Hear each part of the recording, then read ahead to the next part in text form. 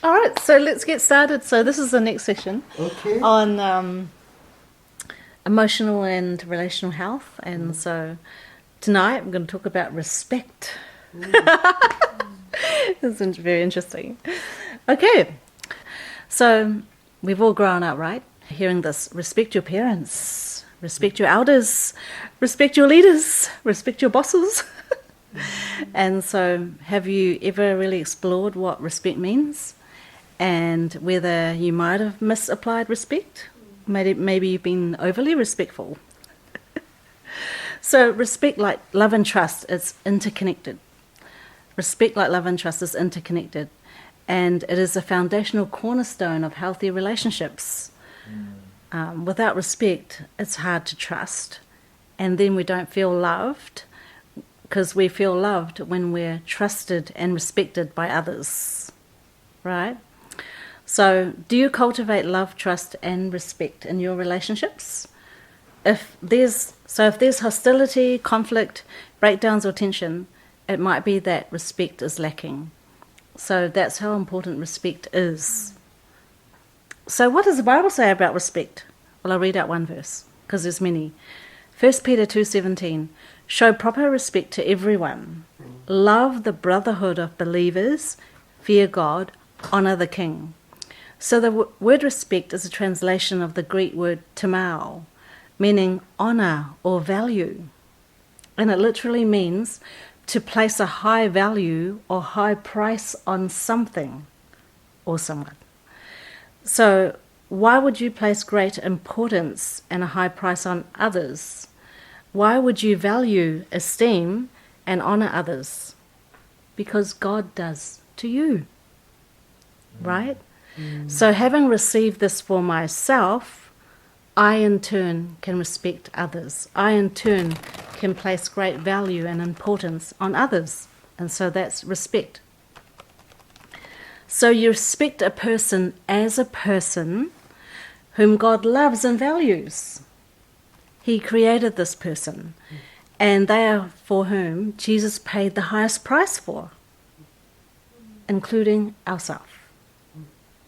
Yeah.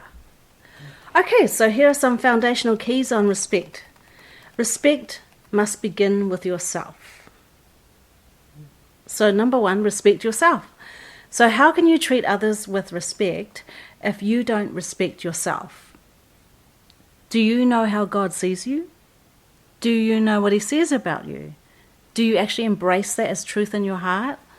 So that's how we need to see ourselves. If we see ourselves the way God sees myself, I respect myself because he respects me. So when you can respect yourself, you will be more empowered to make up your mind and decisions. You'll feel more confident to do that while still respecting the other person, and even when you don't agree with them. Yeah. Number two, so respect is a choice from you to another person or towards something external, like respecting your work or the law or the thing or the situation. So it's a choice from you to another person or to the external thing. And trust is different from respect. So trust is a choice from another to you because you've earned their trust, or it's vice versa, right? I trust them because they've earned my trust. So that's how respect and trust are very different. And trust is earned over time. How? Through your consistent actions and attitudes. That's how trust is earned, right?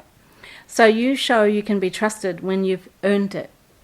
So then others can have more confidence. So when you've earned people's trust, then they feel like, oh, I am more confident. I have more confidence in you, in your ability, and your reliability and integrity.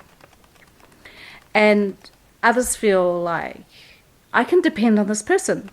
I feel safe. I can expect, and so it's about being able to predict the same thing from you, therefore I can trust you, right? So you can predict the same from them. Of course, when you place this trust in another person, you also need wisdom and discernment too. You can't just unwisely or foolishly and not discerningly trust a person and what they say, tell you, or what they do. Yeah. And while you can trust someone without fully, while you can respect someone without fully trusting them, because remember, no one is trustworthy of everything, but everyone is trustworthy of some things. So where no one is trustworthy of everything, it's a mistake for us to believe if we actually put someone put someone on a pedestal, say we honour them, we might think, oh, I can trust them with everything. That's not true. No one can be trusted with everything, but everyone can be trusted with something. Like we all can be trustworthy with something, with very different things, actually. It is difficult to deeply trust someone you don't respect. Wouldn't you agree? Yeah, so lack of respect and trust causes immense conflict in relationships. If you want to be respected in a certain area, then show respect and build trust. Earn trust by your actions and attitudes, not just your words, and consistently. That's the key. And trust and respect are interconnected as well. So they actually reinforce each other. So when you respect someone, you're more likely to trust them. And when you trust someone, you're more likely to respect them. So they're interconnected as well. Yeah. All right, so let's talk about some WOWs. Two concepts that we believe is the one and the same thing. That's a WOW. So sometimes we WOW respect to other concepts. Like respect is the same as something else. We believe they mean one and the same thing. So we need to make the distinctions. So what we do with WOWs, two concepts together, is separate the two. And so you make that each distinctly mean different things. So let's look at those. Often these WOWs are formed through our cultural norms, the way we grew up and our family culture and our culture, ethnic culture that we grew up in, yeah. Now, there's the problem is if these WOWs stay unchallenged, they can lead to quite detrimental choices and outcomes in our life. We grow up believing respect is the same as these things. We will follow out and live these out. So let's look at some of these WOWs. Respect means obedience. Respect means obedience. Well, as children, of course, as little children, we want to respect our parents. We want to listen to them. We want to obey them, right? But of course, as you grow, right, your parents are meant to give you more independence.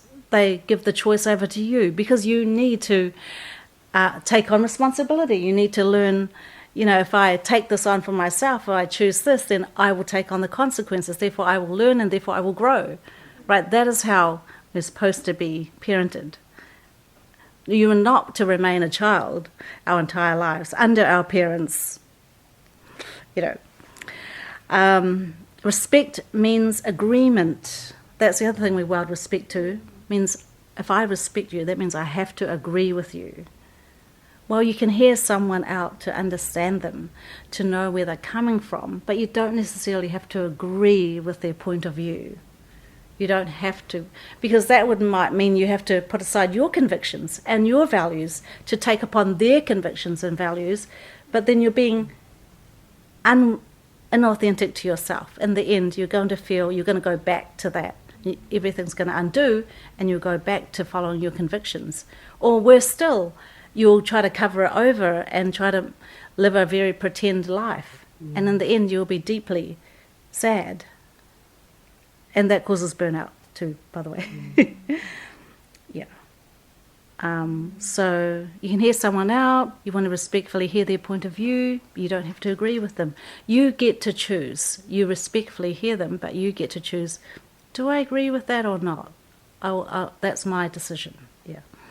That comes from my perspective. That comes from my convictions.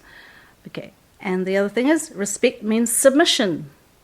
Submission is, biblical submission is where we willingly yield, out of love, out of the truth. We willingly yield. But respect also, we might tie it to subjugation. Subjugation being or feeling forced to willingly yield, right? That's what subjugation is. Someone is forcing you and you're feeling forced, you have to yield. No, So you have to separate that out. Submission is different from respect. Subjugation is definitely different from respect. You can still respect, but you don't need to submit or definitely do not come under subjugation.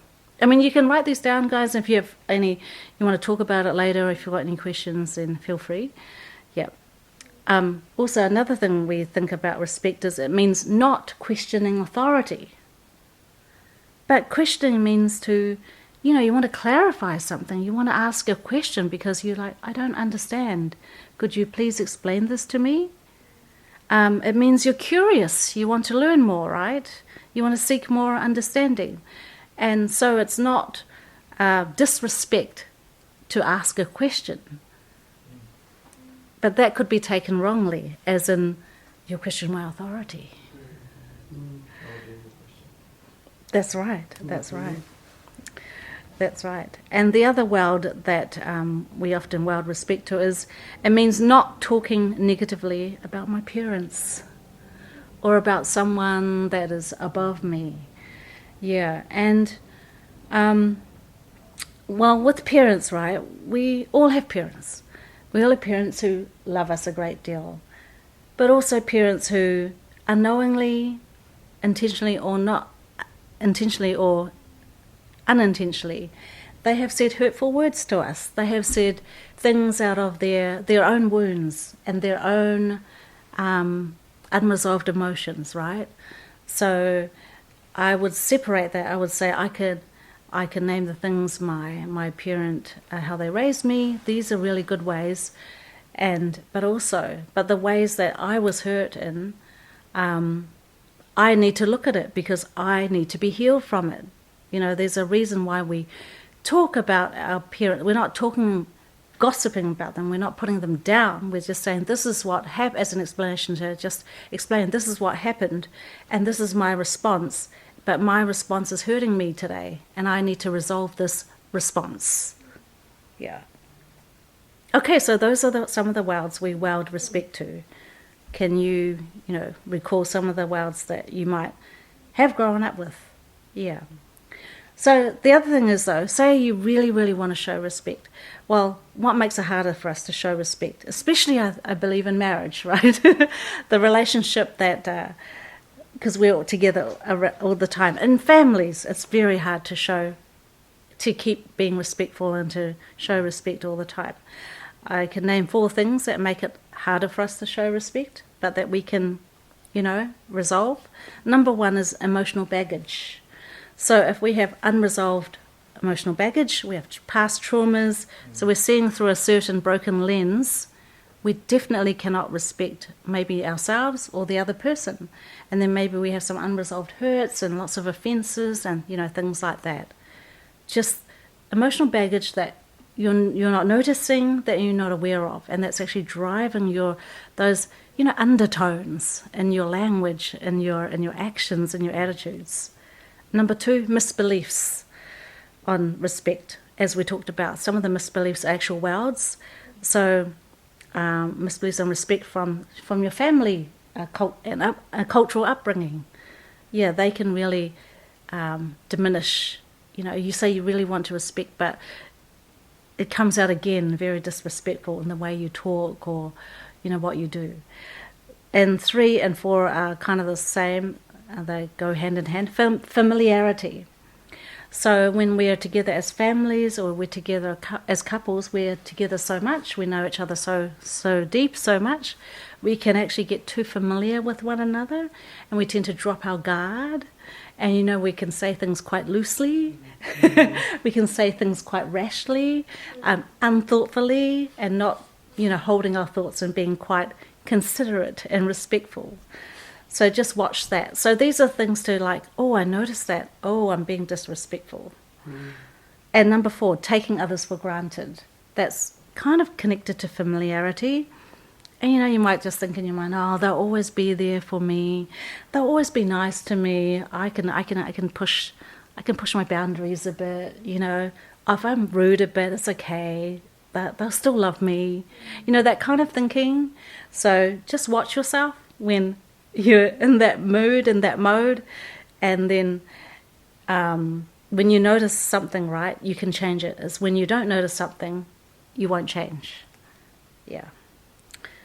Okay, so we're getting to now some practical ways of showing respect to others, because obviously these are actions. Obviously, I've got 18. You could think of some more, but an attitude of respect and how you communicate respect, it means expressing the appropriate tone, right? So it's in our tones as well.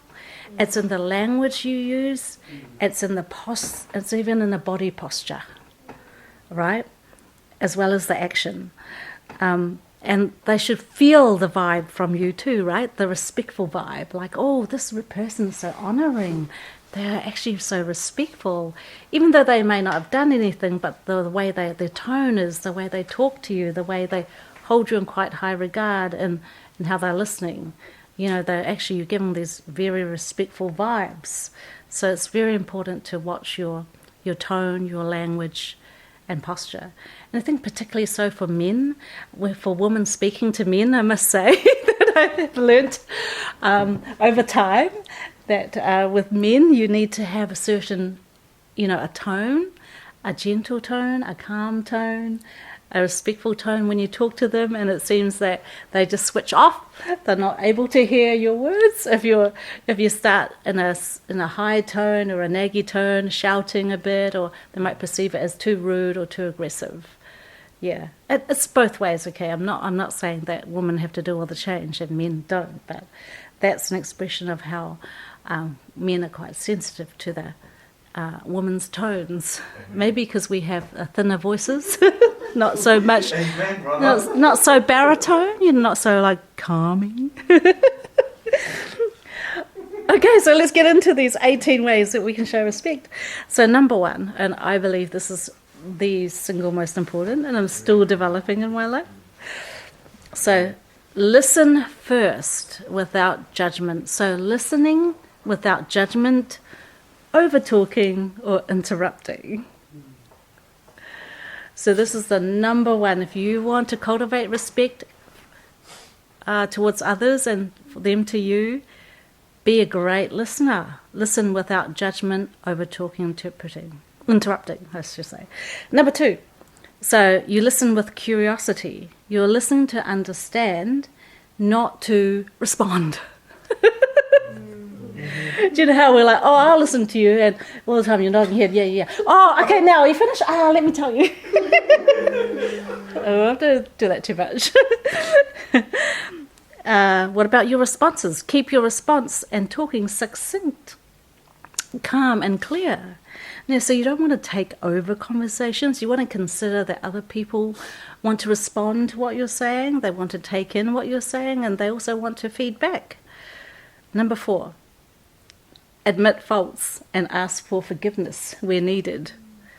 Actually, the attitude towards is humility, isn't it? It's just humility to really see and admit your faults and ask for forgiveness if needed.